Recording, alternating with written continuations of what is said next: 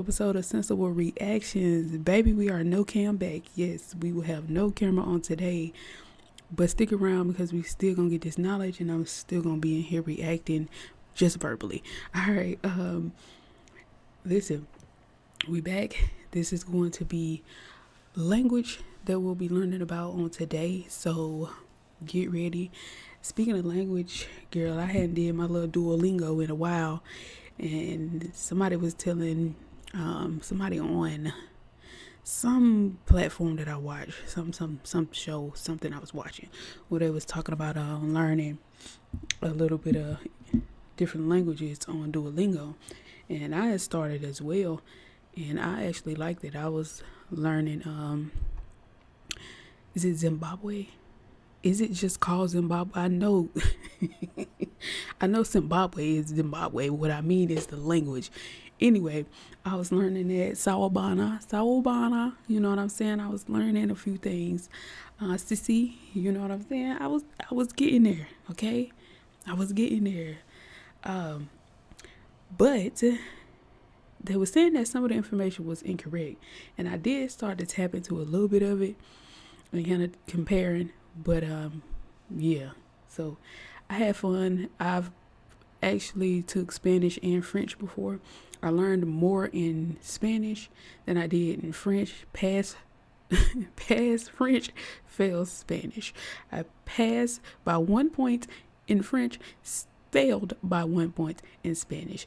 I know it is what it is. You know what I'm saying? High school was what it was. I wasn't who I am today.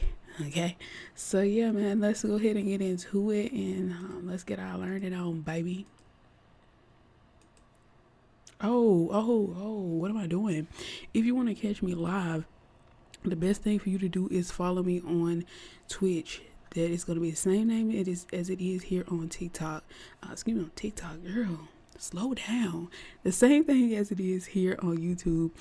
Just add an extra E at the end, and you'll find me on Twitch. You also can just click the link, in the bio if you're on a computer. I know it's a little sucky if you're on your phone. So yeah.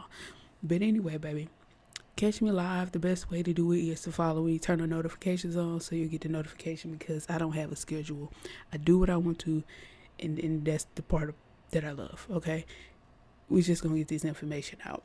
If you do miss anything live, of course you can find these psychology crash courses split up into different episodes here on YouTube, and there's a lot of things I have reacted to and gone through and kind of talked about on my good day segments as well, and also some of my sensible reaction videos that I will be doing that will not be here on YouTube, so you're gonna have to catch it live on Twitch, because I might not always have video on demand where the lives will be saved. So get into good conversations. Let's keep it rolling. But let's learn. Baby Kanzi was recently adopted and adjusting to life in his new home. His mother was working with a language coach to learn some English, and Kanzi usually came along, though he didn't appear to pay much attention. But the language coach noticed that he seemed to be picking up on how to communicate just by watching his mother's lessons. Oddly enough, it appeared that he was picking things up faster than his mom. For example, the phrases "you tickle" and "tickle you" meant two different things, and Kanzi's mom, she was having a hard time understanding that syntax. One day, Kanzi was hanging out playing with stuffed animals, and the coach asked him to make the dog bite the snake. Kanzi put the snake into the dog's mouth like it was no big deal. It was a really big deal, because Kanzi is a bonobo. He's actually a language superstar, even among the elite research primates like Koko the gorilla. Kanzi is the first ape to demonstrate that language can be acquired spontaneously through observation without planned training, and the first to show a rudimentary understanding of grammar, syntax, and semantics. Again, really big deal, especially because for years humans have been proclaiming that it's language that sets us apart from other animals. But are we really alone? Turns out that question keeps getting more and more complicated. Technically, Well, I feel like, and people feel like dogs don't understand you, cats don't understand you, they only understand a particular word. But I feel like if they're able to understand a certain word in correlation to the action, then how can they not understand any other language? You know what I mean? Typically, we do have some type of understanding, I think, as all mammals of of different correlations, if you will. I think you can train almost anything. It may be more difficult, of course, for some than others, and also as an individual thing because not all animals are treated equally. One dog may not be able to understand the same way as the next dog, and they might be the same breed. So, and if you want to go down to the gender, it might be the same. You know what I'm saying? So, yeah. We define language as a set of spoken, written, or signed words and the way we combine them to communicate meaning. If we change that definition to include the use of complex grammar, then maybe we are alone. But if language is simply the ability to communicate through a meaningful sequence of symbols, as I might do while looking for a bathroom in Sweden, or Kanzi does when she's asking for roast marshmallows, well then, welcome to the club, apes. That would make sense to me as well. The grammar part makes it a heck of a lot different. Clearly, the United States alone, baby, when it comes to woo. Bodies to make. We communicate in part by engaging our brains and bodies to make sounds that let us transfer thoughts from our brain to other people's brains. But of course, language is more than just making air vibrate with sound. I can communicate by moving my hands, which you might have noticed I do pretty frequently, or by using visual symbols. All of these forms of language allow us to comprehend things we've never actually witnessed and exchange information with each other quickly and effectively to, get a job or be a friend or use a metaphor. It's hard to imagine a fulfilling life without some kind of language. Humans have nearly 7,000 different languages, and no matter how different they sound, we can break down their basic structure in the same way, using the same. Now, I'm gonna tell you this one thing I know for sure, and anybody from anywhere I already know as well, especially in the United States alone. Baby, we got all different kind of language. We got all different kind of language, okay? Different things mean different things to different people. Different words, different phrases mean different things to different people. It really all depends on where you're from and what you've been exposed to. Because once the internet came around and I was able to really start to see people from Chicago when they were doing content, not just content, it's specifically when they were doing their shows, right? And different things I used to watch. Is it Wallacam? I think it's Wallacam. Used to watch Wallacam and mostly their shows because they talk more, of course, when they, So that also watching shows with people in New York, and you kind of start to understand the differences between people, what they sound like in the Bronx, the people who from Yonkers, the people who from Queens, different people from different parts sound differently, and they use different types of language as well. So you already know, baby, we here alone got so many different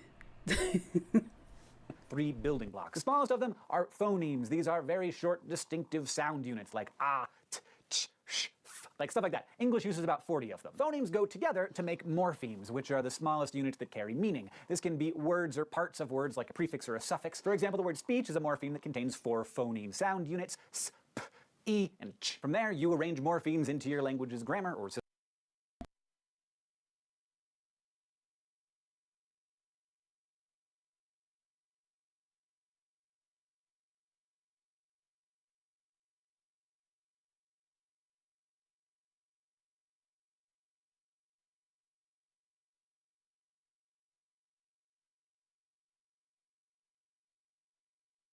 system of rules allowing you to say the things that you want to say. So those 40 English phonemes give us over 100,000 morphemes that produce the more than 616,000 words in the Oxford English Dictionary, which can be arranged into an infinite number of sentences, paragraphs, Wu-Tang lyrics, or Shakespearean plays. And just as the structure of language starts small, so does how we learn language. And we start very young. The word infant comes from the Latin infans, meaning not speaking. But as early as 4 months, they can recognize differences in speech and start to read lips matching mouth movements with their corresponding sounds like ah, e, I, o, ooh. And even at this age, you gotta watch what you say about kids in their presence because this also marks the beginning of receptive language, or the... Oh, baby. It's only getting faster and faster. Okay? Sooner and sooner that they start to understand you. Okay, baby? Because, boy, they talk about them pandemic babies. That's what they called them. Shh. Okay. But then you know something? You know something that makes me think, too? during the pandemic, for them being with the parents so much during that time, and possibly other family members, I wonder, has so much information allowed them to develop so quickly.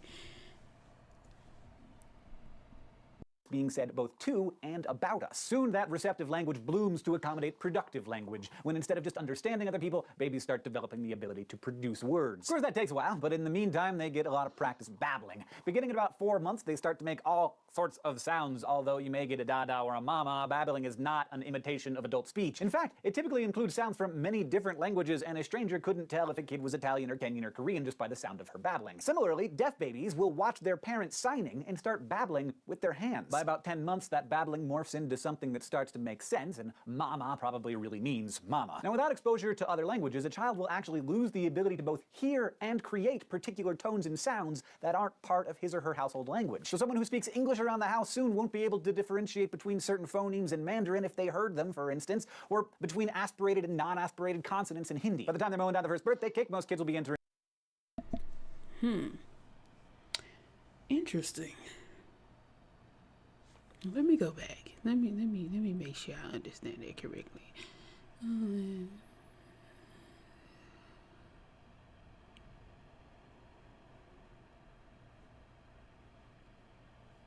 Yeah.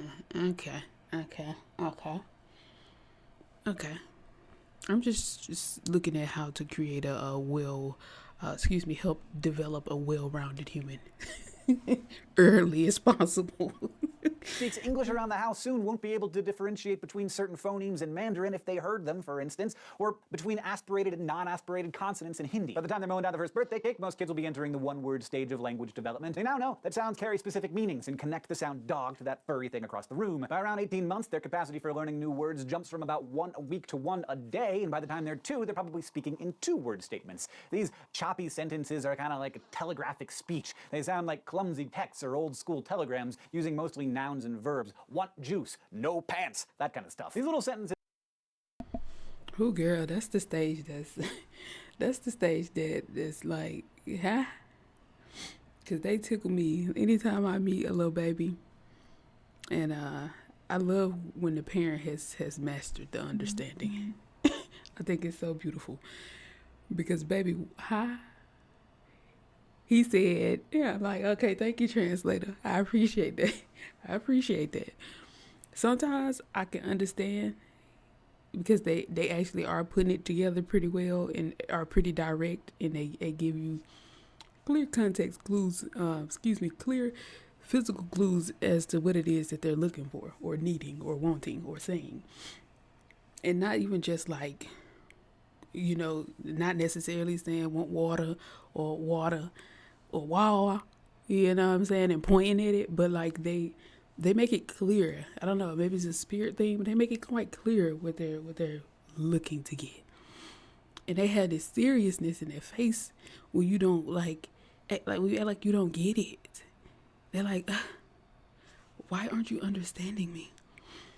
One of the cutest is just smiling and talking, and you don't understand nothing. Just that run up to you, say what they gotta say, all that smiling and cheesing, and run off. Baby, I don't understand nothing. And they tickle me too, and I don't about to understand what you saying over there. But I feel like once you really, for real, seriously speak to your children and not doing the baby voice, the baby language, the blah blah blah blah, the babbling, and you're actually talking to your children. And now I see that, yes, it is good to start them a lot earlier on getting them to hear different languages, just playing different things around the house, which I whenever my time comes, I definitely plan on having a lot of things, man, going on when it comes to my child, and having a well-rounded kid, like a kid that can explore this world and not feel like they're tied down. And God willing, I'll be able to do that and do it early. Okay. make sense and they follow the rules of their language's syntax. For example, an English-speaking child would put an adjective before a noun, black cat, while a Spanish speaker would reverse that, gato negro. From there, the average kid is soon uttering longer phrases and complete sentences, refusing to put pants on and demanding more crackers. Most humans hit these same milestones during their language development, but there are competing theories about how our infant babbles turn into complex sentences and how we acquire language. You'll remember B.F. Skinner, the pioneering behaviorist who brought us learning through reinforcement. He believed language was a product of associative principles and operant conditioning. Skinner argued that a kid learned to associate words with meanings largely through reinforcement. So in the Skinner model, for example, if baby Bruno says and his mother gives him some milk, he'll find that the outcome, both the milk and the attention, rewarding and eventually work his way up to saying milk through these learned associations and shaping processes. It's good to be understood, right? But as usual, not everyone was on board with Skinner. In particular, legendary American linguist Noam Chomsky argued that a kid like Bruno would never reach his full complex sonnet writing potential if his learning was dependent on conditioning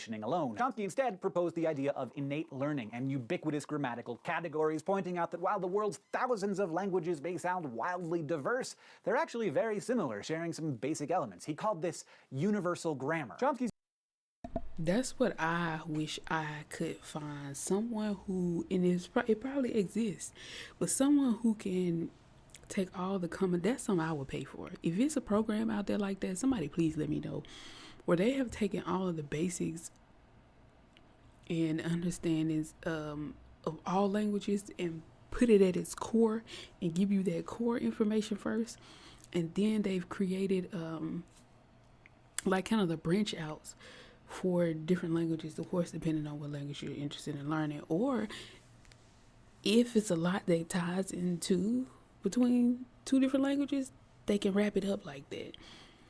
That would be interesting. So if somebody was that great with grammar and with language, and they can wrap it all together for a full understanding, especially for somebody who's from the US, and yeah, that would be dope. universal grammar posited that all human languages contain nouns, verbs, and adjectives, and humans are born with an innate ability to acquire language and even a genetic predisposition to learn grammatical rules. Rather than being linguistic blank slates, Chomsky suggested that we're hardwired for it from day one. In the end, though, we're still not sure how we acquire language. However, developmental research and studies of other species have given us a sense that at least some of it is innate, while the role of learning and exposure is also important. So if it's true that all humans have some innate capacity for language, where in the brain is it sitting? We've talked a lot about how function is localized in the brain, and that is definitely true for some aspects of language, but while speaking, reading, writing, and even singing all fall under the language umbrella, their locations in the brain are a little more complicated. Consider aphasia, a neurological impairment of language. People can experience lots of different kinds of aphasia depending on whether they've suffered an injury or stroke or a tumor or dementia. So maybe they can speak but not read. Maybe they can sing but barely speak, or write but not read. The region of the brain known as Broca's area in the left frontal lobe is involved with the production of speech. If I suffered a trauma to this area, I might still comprehend speech but struggle to speak, although I might still be able to sing because that's conducted elsewhere in the brain. On the other hand, if that falling coconut struck another region called the Wernicke's area, a region in the left temporal lobe involved in the expression and comprehension of language, I'd still be able to speak, but my language wouldn't make any sense. So you might find me saying something like, "It was 2 pizza, I called Purple Brother on the television." Aphasia and other brain injuries remind us how thinking and language are both separate and intricately entwined. For instance, it's hard to say if nonverbal ideas come to us first and we think of the words to name them, or if instead our thoughts are born in language, or if we'd be able to even think without it. And because language often helps to frame your ideas, your thinking might actually be influenced by which language you're using. So what are the implications of this if we expand the definition of language to include other species? How might Kanzi's ability to communicate that he wants a marshmallow affect his thinking? And how might that thinking influence his language progression and his identity? If only I had the words to describe how fascinating this all is. If you understood the language I was using today, you learned how... Let's see who's Kanzi. There it is, Kanzi. Kanzi. Oh wait, hold on, wait. Oh yeah, girl, I turned all of that off. Hold up. Hello. Kanzi. Yeah, let's see what's up with Kanzi here.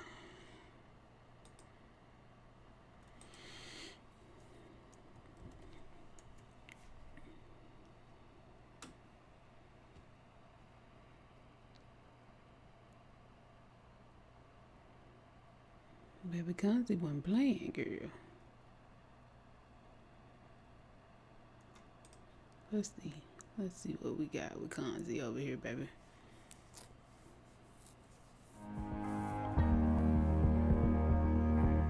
Put some water in the pan for our noodles. More water, more water. Kanzi got this on lock, baby. Would you like a juice or some M&Ms or some sugar cane? Yeah, bring some M&M, shot. Let's listen some more. Can I help get some sticks? Good.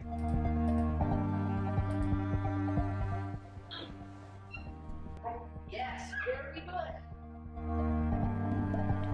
Kanzi looks inquisitive. But you know, they have this for dogs too, which is why I was speaking about, and cats. Which is hilarious. Now, sometimes you don't know if these people are really being accurate, because sometimes on the internet, people who they be kept up, right? But from what I've seen, it's quite interesting. And I do know for sure animals understand you, because you can go and tell a dog to eat you a blanket. You know what I mean? You have service animals, so you can train. I know, and I think also being that they pay attention to you so much, it is just like a child. They naturally do gravitate to your energy and understanding you, you know, and so it naturally becomes a thing to understand your language if they are hearing. You feel me? And seeing, of course. Balloon, yes.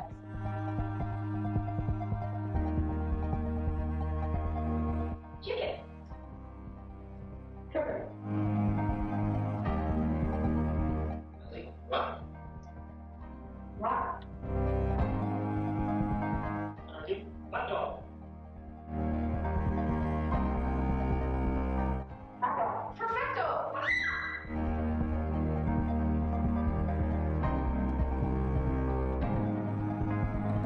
My man said, I got this. Got this. Yeah, baby. Man, I remember it was so sad though. The ape, I remember having a baby, and I don't remember their name. This is why I'm saying it like this. But yeah, having a baby and everything, it's just so beautiful. There's like the other animal he was talking about. Dang it, I'm trying to think of what was the name. Anyway, yeah, I watched that too a long time ago. Then chimps are very smart as well. So, yeah.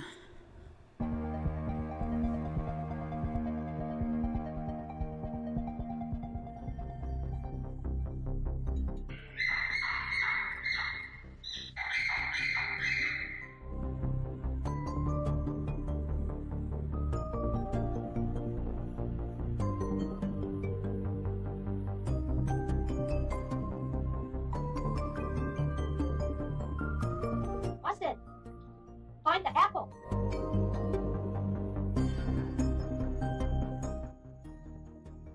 Give it to Sue.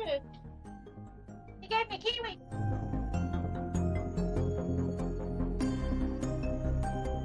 Find the snake.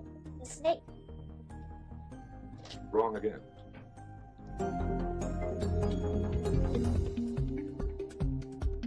Rusty. Snake. Snake. Very nice, Austin.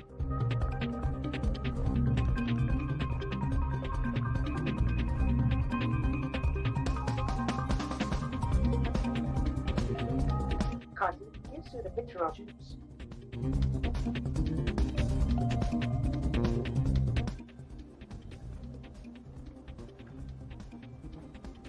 Right.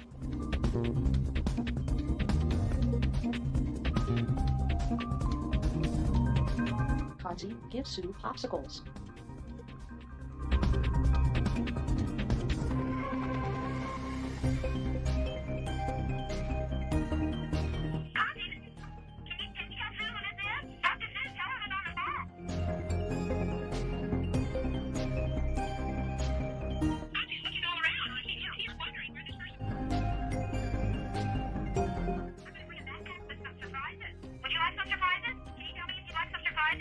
Connie,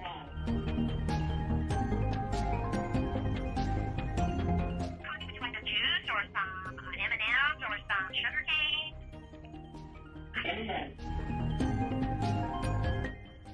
A ball? Okay, I can bring a ball.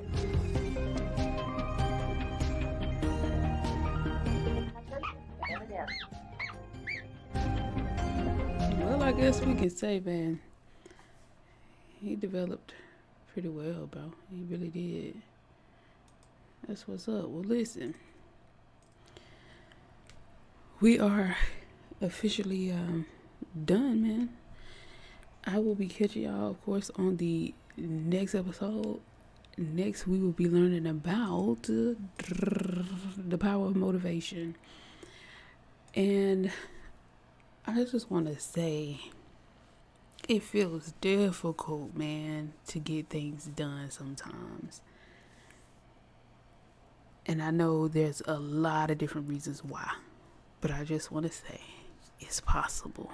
We just got to rework our priorities, rework what has our attention, mind our business, stay focused, aka mind our business, aka stay focused. All right, because there's a lot of stuff I know we're paying attention to that's not moving us forward, and we feel like it's informing us, but realistically, I'm going to use myself for an example really fast. I have been consuming political content, and in reality, a lot of BS was going on for a lot of years, and I'm not saying I should have been not aware of anything, right? I'm not telling you to just not know anything, but limit what it is that you do know, because a lot of this is bullshit and you know it already, and that's just what it is.